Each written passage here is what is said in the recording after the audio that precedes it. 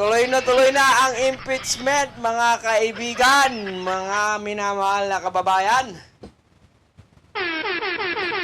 So, ang nagsuot po ng mga robe, ano ba tawag doon? Robe ba? Si Villar, Cayetano, Ercito, Villanueva, Estrada po, Subiri, Binay, sino ang isa? Cayetano, Pia, Gatchalian, at saka si... Ito. Ito.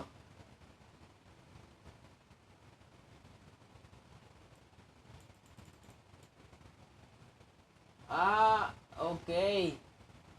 Si Ligarda. Yes!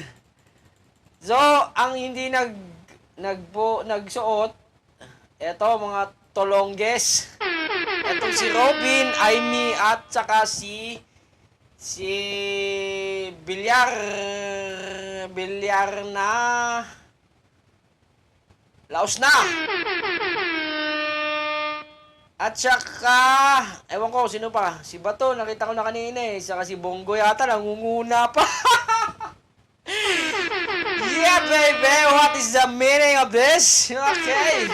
Simulan nyo na ang... Wala naman kasi kayong Huwag ka naman kasi kayong matakot kung wala naman kayong dapat katakutan. Gago! Sa lahat ng mga senator ni Duterte, Gago! na siya yata ang magpapasahod na next year, wag na kayong matakot kung hindi kayo marunong sa sagutan, Gago! sa debatihan, wala kayong ibang sasabihin kundi taong bayan, wala kayong ibang sasabihin kundi magserbisyo sa bayan. Gago! Hindi nyo alam yung isa sa constitutional duty ninyo ay ang impeach. Ang maging trial judge pag may na-transmit sa inyong impeachment na galing ng Kongreso. That is, wala kayong choice. That is your constitutional duty. Gago! According to 1987's Constitution, Article 6, Gago! Revised Penal Code. Gago! What the fuck, man? So, guys, hindi mo ba yung mga katulonggisan nila Robin? Ni Bato? Buti ba si Bongo na nahimik? Nauna pang nagsuot ng robe.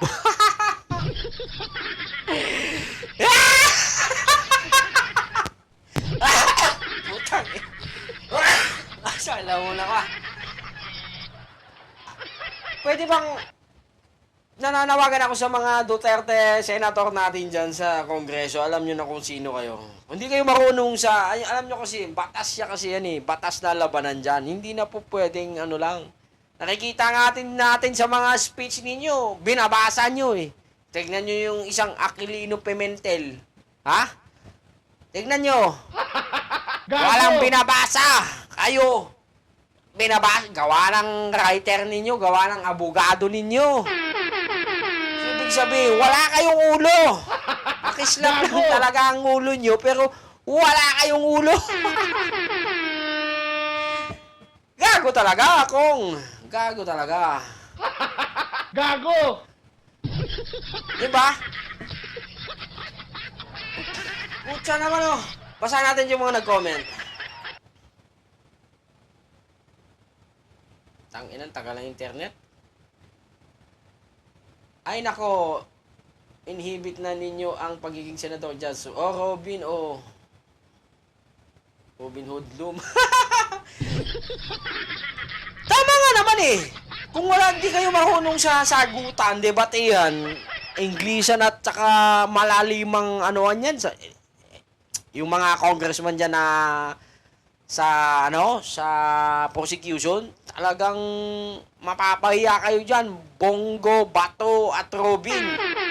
Mag-inhibit na lang kayo. Tapos mag-rally kayo dun. I mean, for President. Some of the looks respectable except those hoodlum. Gago! What is the presiding officer doing if just three titles of the public of Constitution? Reposibly, blah, blah, blah, etc. The three of this three out of the Augusol of the Senate since they not be obeyed the Senator Judge. Time to pass legislative for the better of the country, Senator Loimer. Marami naman ho na batas. Marami naman po silang pinapasang mga batas. Pero this time, ano sila kumbaga multitasking po sila. Ang laki po ng sahod, hindi po pwedeng tagagawa ka lang ng batas. Kailangan sundin mo rin yung nasa isang paragraph ng constitution natin, which is ang impeachment. Kung ayaw natin ng impeachment, edi amyendahan natin yung Article 11. Gago! Kahit anong article pa yan, amyendahan nyo yun, tanggalin nyo yung impeachment. Hindi yung nandyan na kayo. Sa bagay, wala, itong 3 bugok na to, wala naman po silang binatbat.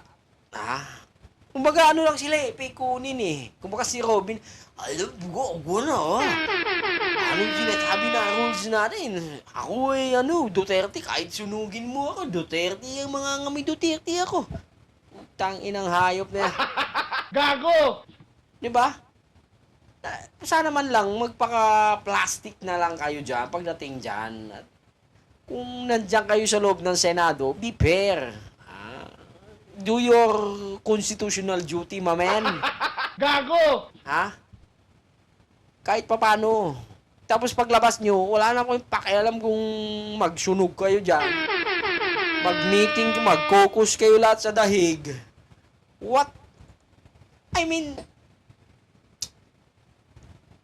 ano ba yan? Gago! Wala kami pakialam, What? I don't think so. I don't want to become a presiding judge. Gago! Diba? Tignan nyo yung mukha ni Hudlo mo. Tignan nyo. Kininginan to. Tignan yung mukha ni Hudlum. Gago!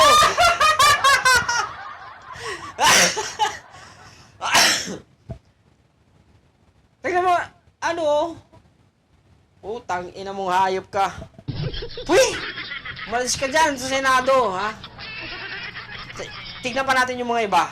Tangin na, hindi po pwede, hindi na natin palalagpasin to. Hindi po pwede. What the heck?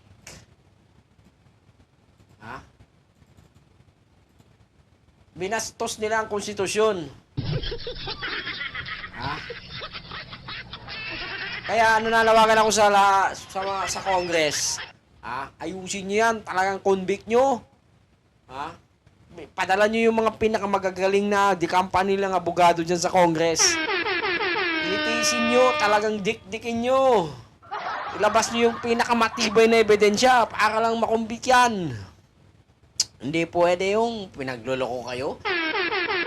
Kahit senador sila, yung 3 bugok, pinaggagago kayo. Inang yan. So, guys, antabayanan po natin to. Papunta pa lang po tayo sa exciting na park. Hanggang sa muli, magandang araw po sa ating lahat.